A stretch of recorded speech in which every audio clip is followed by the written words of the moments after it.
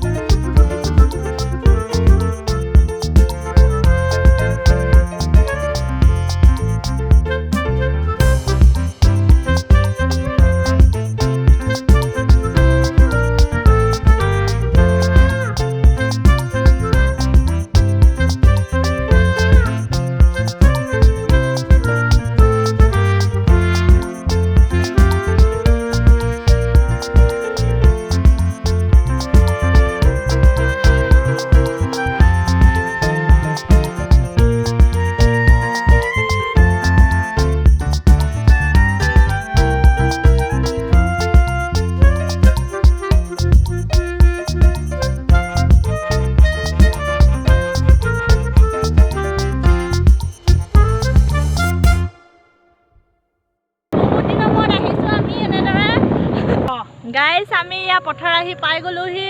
চা কি ধুনীয়া পৰিবেশ ঐ এফালে চা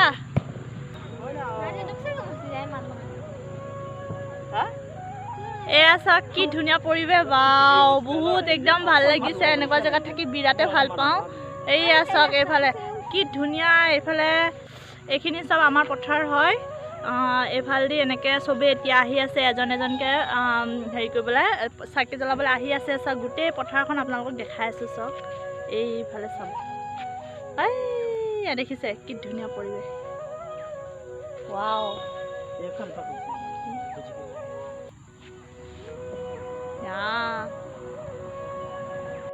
এই চাওক এইফালে দেখিছে মানুহবোৰ চবেই যিবিলাক দূৰণি হয় এইবিলাকে জ্বলাই মেলি আহিলে অলৰেডি কিন্তু সন্ধিয়া সময়ত বিৰাট ধুনীয়া লাগে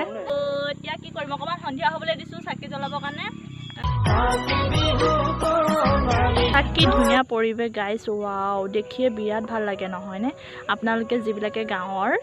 গাঁৱলীয়া পৰিৱেশত থাকি পাইছে তেওঁলোকে অনুভৱ কৰিব হয়তো ময়ো সৰুৰ পৰা পাইছোঁ চ' আজি মানে কাতি বিহুৰ দিনাখন যেতিয়া আমি চাকি জ্বলাবলৈ আহোঁ চাকি জ্বলাবলৈ অহাৰ পথাৰৰ যিটো দৃশ্য সেয়া আপোনাৰ চাই বহুত ভাল লাগে সেয়া মানে মই অনুভৱ কৰোঁ